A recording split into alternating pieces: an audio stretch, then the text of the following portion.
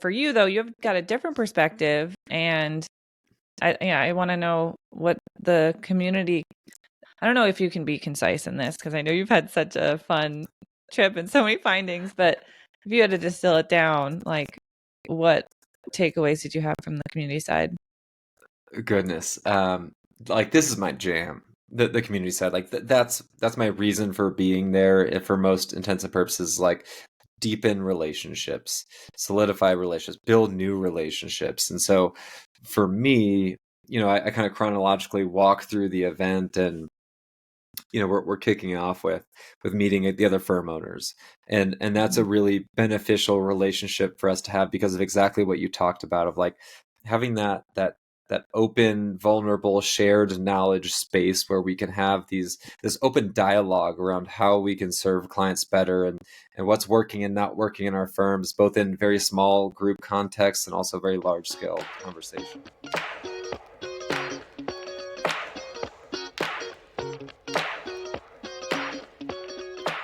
Yes, yes, yes, yes. It's time to go. We are live. We are live, not live from Las Vegas, although we spent 4 days, 4 full days in Las Vegas this week at QuickBooks Connect. What a ride. 4 days, about 3,000 accountants in Vegas together. Yeah, What a great time. 3,000 of my closest friends and community. Oh, it was the absolute best. I had a grand old time. I am really excited that this only happens once a year. As much as I loved it, I could not physically go back to Vegas more than once per year. Well, the good news is that there's only 2 or 3 industry conferences that happen in Vegas, so it's only a 2, 3 a year time trip. The others are in Chicago, they're in Florida, they're all over the place. You get a little bit of variety, but this is like the Super Bowl for accountants. Rightfully so. I mean, it brings together all of the partners, all of the people in the profession, people who are doing what we're doing, and just centralizes that so we can all idea share, learn what's new, what our partners are coming out with from a tech perspective. It's just a plethora of knowledge all in one place and condensed into 4 days. It's invigorating. It's exhausting, but I had so much energy the entire time, and then as soon as I got into the cab on the way back to the airport, my energy levels just shot down. But all that to be said, we will recap our experience in 3 categories.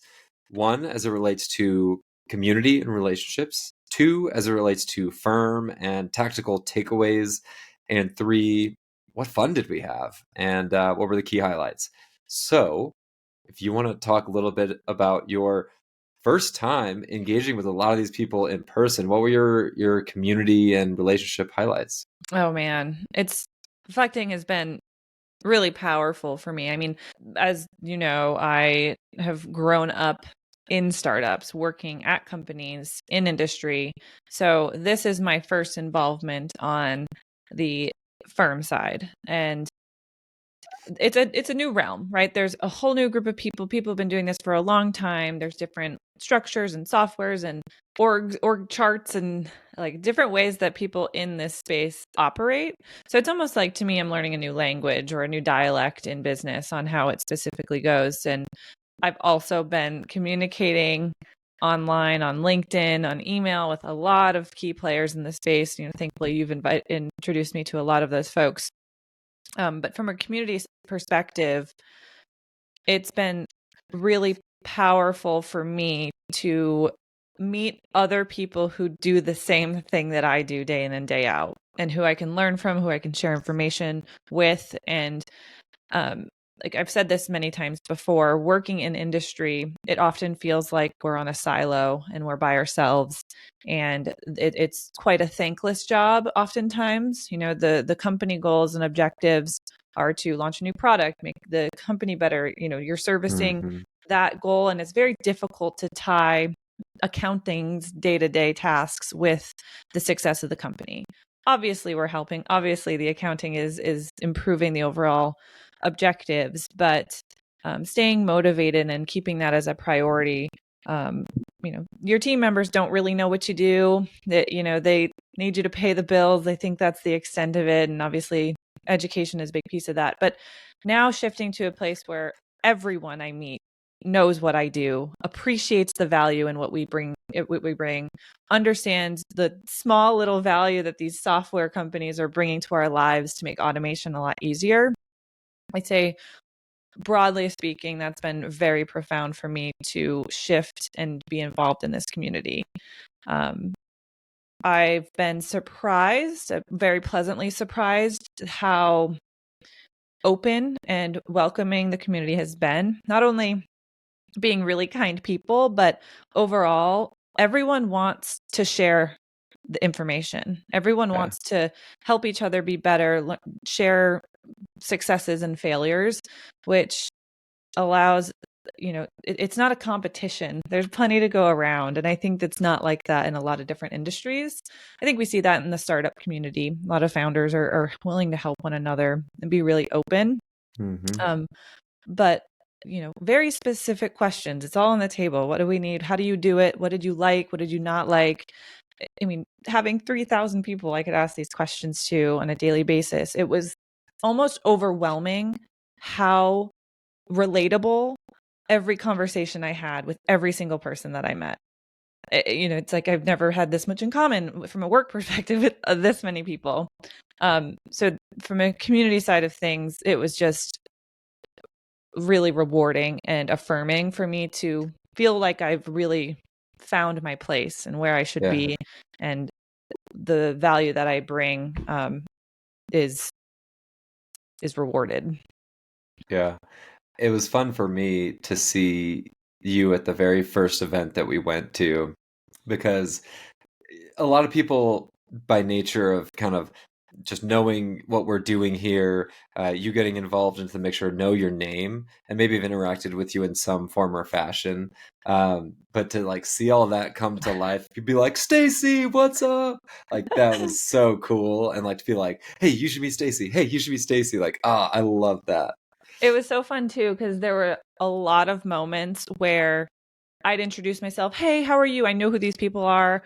And we're talking, having a conversation.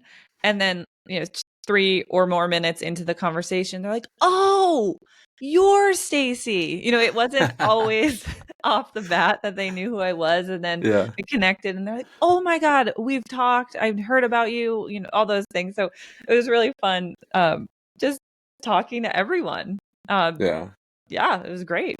So I'll tell a bit of a story from my youth, but when I was a kid, when I was in middle school, I would go to youth group at the church, and the youth pastor at the time, he pointed at me as the kid that whenever new kids came in, he would send me to go get those new kids and then get them involved and get them like pulled into the mix and introduce them to other kids.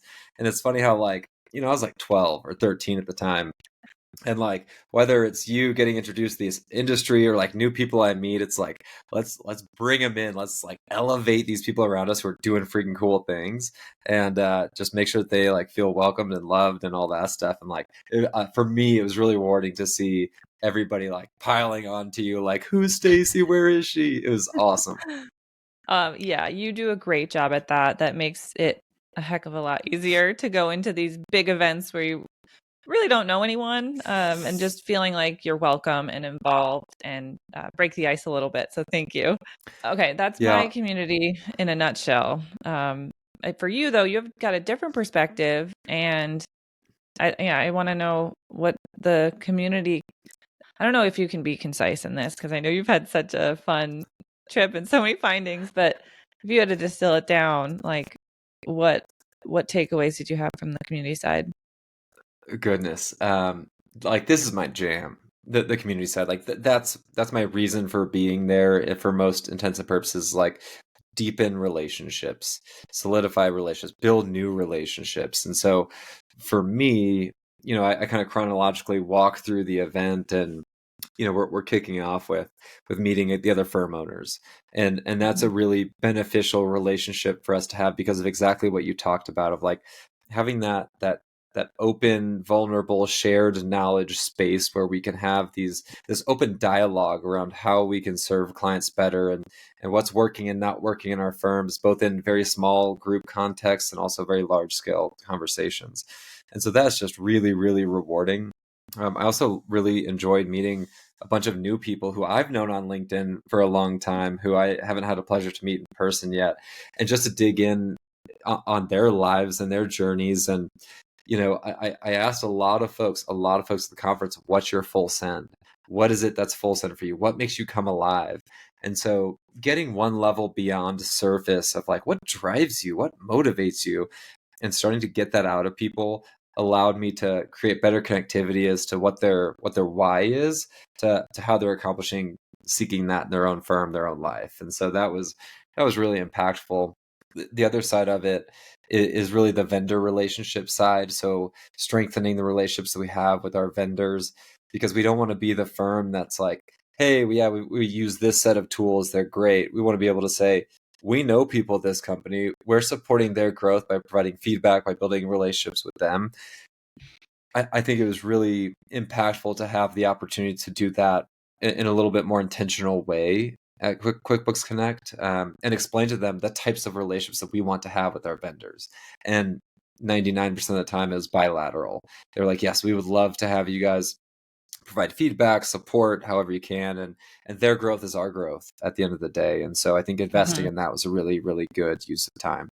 Yeah, I think we're also working with them day in and day out, and they just want to serve us better. I think the companies that are at QuickBooks Connect are the companies that are going to continue to grow and evolve and serve accountants well, because they're listening and they're open to the feedback that we have. And as our industry evolves, they're going to be in the forefront of that as well. So I think just establishing and building on those relations is so important as we grow.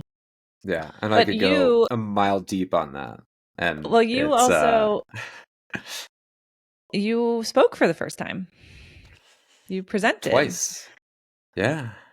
How did that go? So the first session was a facilitated small group discussion around CAS firm growth.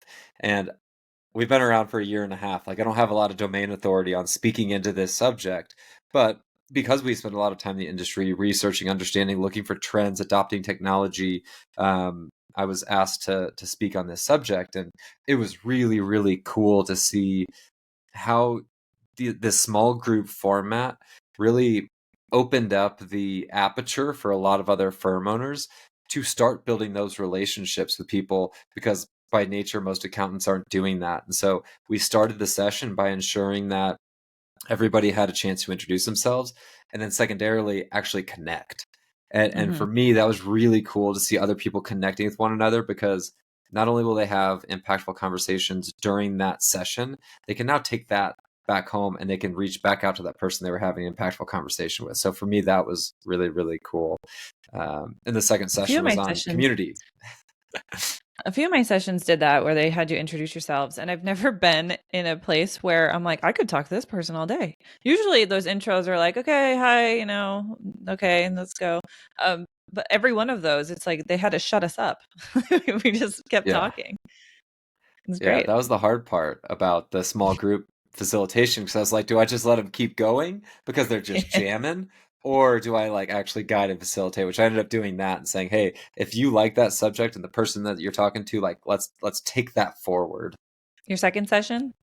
Second session was all about building a community and a tribe and how that furthers your personal and professional growth. We talked a lot about the vulnerability required to participate in a community, the open-mindedness that you have to have when joining a community, how to engage and give and take in really healthy ways. And it was a really, really nice session. I only wish that it was at the beginning of the week and not the end of the week. But we had a really, really great discussion around that. I mean, the people who are there at the end of the week, though, they really want to be there. Yeah. So that's also a benefit of having a more interested audience once everyone's all tired and ready to go home. Yeah, it was nice. It was really nice. I thoroughly enjoyed both of those opportunities, and I'm grateful for Intuit, helping put me in that position. Anything else you want to add from takeaways on the community side?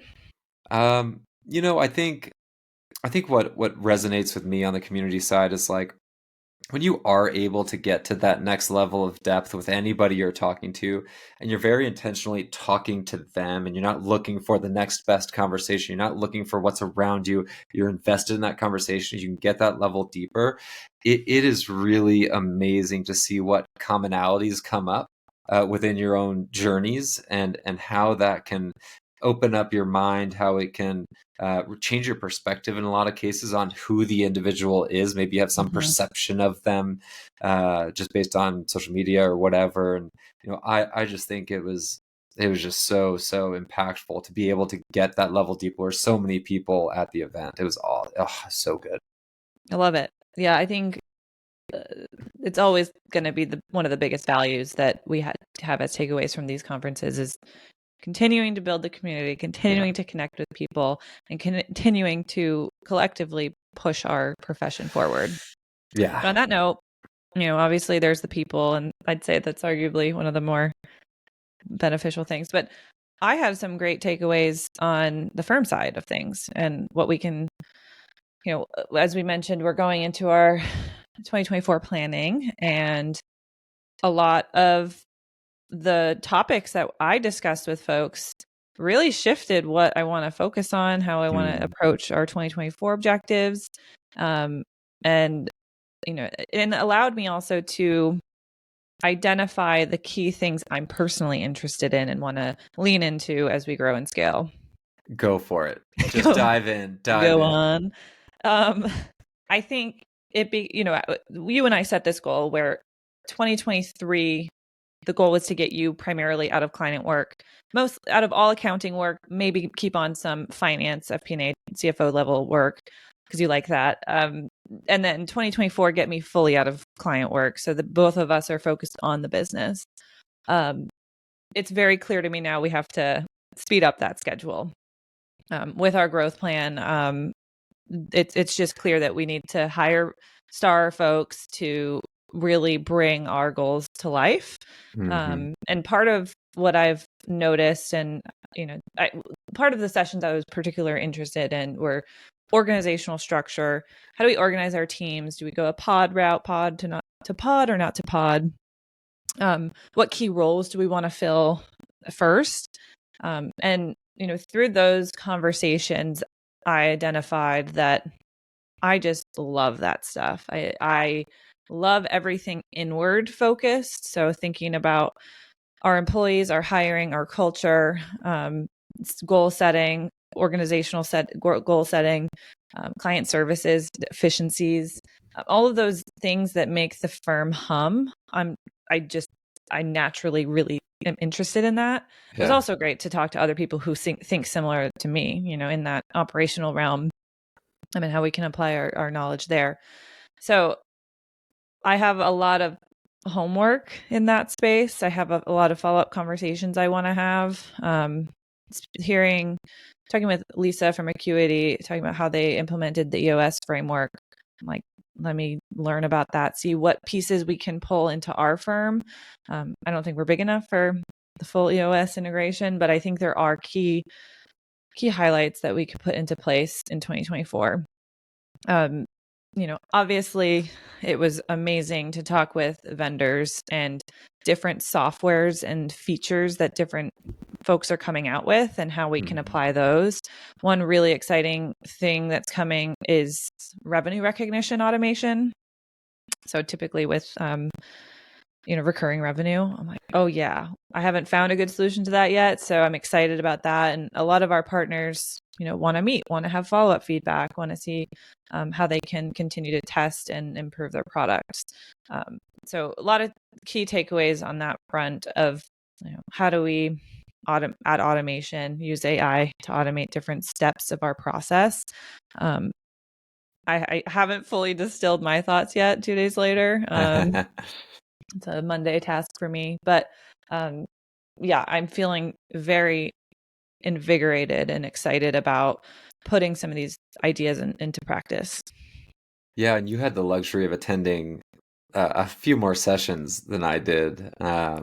My schedule was pretty packed with meetings, but it's cool to see how somebody speaking from their perspective, from their vantage point, from their experience, and just kind of saying, here's what I've done. It may or may not work for you. Mhm. Can start to spark this inspiration for, ooh, that could apply with what we're doing here, and being able to now have an open door to communicate. Hopefully with the person that was presenting or the conversation you had is a really powerful thing, and to put our own spin on it and to Yeah. plan for that change is going to be a lot of fun. Yeah, I'm a strong believer in, in success is a lot around what you're exposed to. As children, if you've never met a doctor, the chances of you becoming a doctor are going to be lower than if you or your family and friends have had doctors in their lives. So I think having exposure to the options that are available, the successes and failures that other firms have experienced, it plays a big role. Because like you said, we're not going to go and implement everything, but knowing and just being aware of other ways that people do things is a really, it's like ChatGPT. It gets you going, gets you started, Yeah. and then you iterate from there. Yeah, yeah, that's great. I wish I could have attended more sessions, but I got to Ryan Reynolds' keynote and then one of some of our friends' sessions towards the later half of the week. Well, I wanted to also attend more sessions, but the late nights kept me out a little later than I anticipated. Yeah, you So weren't up at 5 o'clock like I was. that's true. I wish I had been next time. The lesson learned is just not to sleep. And I didn't even go out that late. I just woke up really early. You say you didn't go out late, but like not going out late in Vegas is still like 1 a.m. Yeah, right. That's whereas I go to bed at 9 every other night of my life. So Fair. it's just yeah, and you don't want to leave, right? You're even at 1 a.m. you're having wonderful conversations with people and still learning them and building those relationships. So it's worth it. It is. It is. I think for me on the firm takeaway side of things, there was one central theme around Ryan Reynolds' keynote. I guess two themes around his keynote. One being central around the theme of storytelling. How as accountants can we tell a better story to our clients by using their numbers, and making sure that's woven into like our accounting work, not necessarily just finance and forecasting and budgeting, but like how do we weave a story that translates to understanding for that business owner? Like that was something that was really intriguing to me, and it's very ephemeral. It's very subjective in how you apply that, but I think there could be tactical ways that we can walk away with a better application of that. And then the That's other a side, go that's a ahead. good one though, because for me in my past and working, like it's always been direct to the point, get the numbers, get the highlights, move on. Yeah. You don't have much time to review the financials with the key audience. So that's not our target market now, right? Startups, founders, they're not involved in the numbers. They're not seeing these things every day. So it's important for us to identify their level of competence and then lean in to help explain via story what their numbers mean to them, which is a new Yeah. skill for me, for sure. Yeah, and I think a lot of that goes into the realm of just educating our clients on what we're doing, how we're doing it, and starting to like tie those things together for them Mhm. via a story. So I think there's something around that idea that I want to emphasize more as we approach this new year. The other side of his keynote was really centric around our core value of shipping daily. Mhm. And it was like, it doesn't have to be perfect. Ship it, get it out the door. And like, I fully take that within the context of our highly specific realm of accounting and like making sure numbers are correct. But we Mhm. tend to get in our own heads so much about, is this perfect? Was this the right message to send? Not necessarily like, was this reconciliation correct? But there's this element of speed and like getting work produced that I think can just start to reduce friction, and a lot of that comes with the acceptance of failure and like, oh, we made a wrong decision, but we at least acted on it. Now let's learn and move forward. And so Mhm. like taking some of those concepts from his marketing firm for me is something that I want to start to develop, whether it's on, like the services side, the finance side, the content side of things, the marketing. So my brain's spinning on that side. Yeah, I think his fast advertising was a key takeaway for a lot of people because we all have that same mentality of make it perfect, and then let it happen. But that by the time you make it perfect, you've missed another opportunity. Yeah. Yeah. Mhm. So that was a good one. Certainly a lot of education for me around the realm of how to create really quality partnerships, particularly with vendors, how to engage really intelligently in our space. And so I think that's something that I'll be spending a lot of time in over the course of the next year is just being a little bit more strategic and intentional about how my time is spent with our industry relative to our target market and the clients that we serve. And so I want to put some more specificity into how that time is being spent for firm growth, for industry growth. So there's another element there that I want to focus on. When you think about that, like, is there a role internally, in addition to yourself, that would fill that seat? Or would that be, like, I've heard a lot about teams within an organization, like a tech team, Yeah. where Yeah. different people are more interested in learning and assessing different technologies. Like, how would you see that actually going into execution mode as we scale? I think we would reach a point of scalability where there's the like technical relationship manager, Mhm. where there's somebody who's involved in our vendor products every single day. They understand how the systems work, they understand how to connect them, they understand the data side of things, and they're also working closely with those vendors to help them improve their products. And so I think that is something where I might not be spending as much time, um, facilitating bill pay or whatever that core process is. But there's also value to like the higher, relationship with the vendor from Mhm. like a partner perspective. How do we elevate one another within our industry? But I feel like there's a separate role of, highly technical, highly strategic, technical partnership there as well. Yeah, understanding through and through how the system works and how we use it. Mhm. Yeah. Agreed. Do you have more on the firm side? I know you do, but high level. I think I've always been hesitant. Hesitant's the wrong word. I've always kind of um, not put as much emphasis on planning, just from the standpoint of I want to make sure options are open. I want to make sure that I'm not missing anything as we move forward. And any plans that you make tend to go awry, 3 months into planning. And so I think in conversation with other firm owners and partners, um, there's probably an element of that I need to hone in on a little bit more in terms of adding that specificity, but also like being open to change within that planning process. And Mhm. so that's probably another takeaway of just allowing myself to plan more specifically, while also retaining that openness to what could happen. Yeah, I think you and I are on the opposite ends of the spectrum on that one. Like, Yeah. I want to have a plan and execute on it. But I think what we can work on is establishing the key inputs, right? We set a revenue target for next year. It's fairly arbitrary, right? Like, it's just kind of, this is the number we want to hit. From there, how many employees do we need to hit that number? And there's a revenue per employee. So at least we're establishing those metrics around, for each revenue dollar, this is how many employees are required to get there. So then the revenue target can move based on options that come up, things that happen. But the inputs to get there, we have a more of a plan and a structure in place to execute that plan. And Yeah. that's kind of how I'm thinking about it for next year. Yeah, and I think my train of thought goes down that path largely because people ask like, "What are your goals for next year?" And while you and I have discussed that to some degree, the only like really firm goal is the revenue figure that is super arbitrary, and it's just like this would be fun to hit.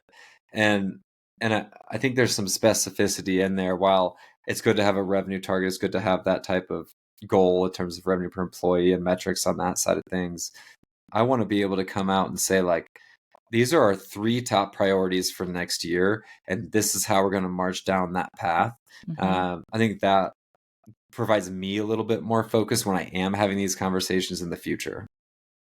Yeah, and just informs our day to day, right? Like, we Yeah. need something to reference back to when we're ideating and just assessing different opportunities that come up. Yes. Yes. Yes. Yes. Yes. Yes. Yes, yes. What about On the fun side. On the Fun fun side. What was side. the most like fun, memorable conversation or event or, activity that you engaged in? Okay, if I had more time to think about it, I probably wouldn't say this, but the one of the funnest times I had was, all of us were at together in the evening going to go somewhere else together, and I was following the group of people that I knew and had met. And apparently our group didn't go to the spot where everyone else was. Instead, we went back to a hotel room and we played Australian football Aussie rules football in a hotel room. in a small hotel room. And it was fun because I could be my competitive self. And actually also would much rather be doing that than out at a club where I'm screaming at someone's ear and, people are sweating everywhere. So for me, that was a much more enjoyable time. It's kind of funny that that's one of the key fun aspects. Um, I also got to meet Adam Grant, which was really cool. I say it was fun. It was also kind of, for me, a little bit strange because it was very transactional, Huh. where it's like, okay, you're the group of people who go and get to meet Adam Grant. Go and file into this room, huddle through and get a photo and then be gone. I almost felt bad for him because he's like, you could tell he didn't want to shake anyone's hands because we're probably all a bunch of germs for him. And I just kind of felt bad. I almost didn't want to take a picture with him because I didn't want to use him for a photo. So I still feel a little bit strange about posting that photo on LinkedIn. Am I Eh, overthinking it? sorry. A little bit, because I'm sure he got paid handsomely for taking that photo with you, so I don't feel bad at all. That's a good point. Got a signed book though, which was great, his new book. Um, so it was good. I mean, the whole thing was fun. I was having such a fun time the entire time. So those are kind of some weird standout moments for me. Yeah. I think on my side, gosh, I mean, ugh, the relationships, like it's hard to pinpoint one Yeah. conversation, one Yeah. person, because I could talk about 100 people that Hmm. I was so engaged by and energized by. Like it was just so cool. Um, but I think what was most rewarding for me and was also super fun was having the opportunity to speak and almost control the narrative a little bit of here's how here's how you should engage, here's how you should build relationships, here's Hmm. how you could build community, and being a facilitator of that for a small group and watching those people connect one-on-one. Like I've got a picture on my phone that I love because it's of two people exchanging contact information, and like I wasn't even a part of it. Like they were Hmm. exchanging contact information, but I was like, hey, here's kind of what we're gonna do. And to see that transpire and to see people get energy from that, like it brought me a lot of joy, and it Kind of was like just a so fun. parenting moment. You're like a proud parent seeing them flourish and connect. Yeah. Yeah, kind of. Because I just know how hard it is for a lot of people to like take that leap of faith and step out of their comfort zone to make that connection, to do that Hmm. thing. And to see people do that was really rewarding. And I loved it. What about a silly fun moment? Ha, a silly fun moment. So a silly fun moment would have been on the way back from Top Golf. Me and a few other people jumped into a cab with another group, and at that point in the night, we were ready to go back to the hotel. We were ready to go to bed, and unbeknownst to several of us, that cab was going to a club and not back to the hotel. And what was a 25-minute walk from Top Golf back to the hotel turned into about a 30-minute Uber and then a 45-minute walk back to the hotel. Now, ordinarily, one might be really, really just bent out of shape over that.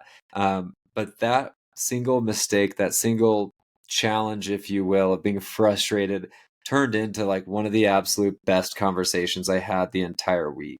And so, like, it's cool how those little blessings in disguise Hmm. happen. It was super fun, and I'm glad I didn't go to the club, but ended up having like really, really rich conversations with some friends. Love it. You can't beat those connections, especially when they happen like that and you hit it off with someone and can just, talk back and forth for 45 minutes straight. And there just wasn't enough of that like quiet time, that like really personal Yeah. one-on-one Yeah. conversation, Mhm. very much big group discussion. So to have that was really Mhm. rejuvenating. So that was probably my fun moment.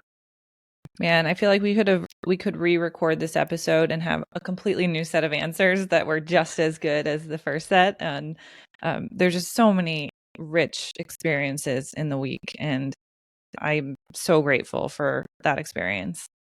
And I think another takeaway as it relates to this podcast and what we're doing here is that we'll be refining our focus a little bit more. We're going to put a little bit more intentionality as it relates to our involvement in the accounting industry and our involvement with startups. So we'll be providing some updates on that here over the next few episodes, or maybe as a year-end wrap-up, as in terms of what to expect for next year. So I'm excited about that transition and that renewed focus as well. Yeah, likewise. I think it'll be good to have a bit more structure on what we talk about, have some industry news and things to talk through. I'm excited about it. Yeah, but we are tremendously grateful for the 14 of you that have listened to our previous episodes, and hopefully to this one. It's been a good riff session, and just like it's really fun and like therapeutic to go through these conversations, no matter the topic. But we will be changing things up, and yeah, it's gonna change in a really good way. So that was our recap on QuickBooks Connect. There'll be more recap sessions, I'm sure, after future events in the industry. But thank you for joining. If you want to reach out to us, you can find us on LinkedIn, Stacey Feldman CPA, or Roman Villard CPA, and our website at fullsendfinance.com. Bye-bye. Thanks for tuning in to this week's episode of Building in the Wild. If you found value in our conversation, we'd appreciate a review on Spotify, Apple, wherever you get your podcasts. To stay up to date, make sure to hit that subscribe button. For more insights and additional information, our YouTube is at Full Send Finance, and our website is fullsendfinance.com. Remember, the business landscape may be wild, but you don't have to navigate it alone. Build together, go further. Until next time.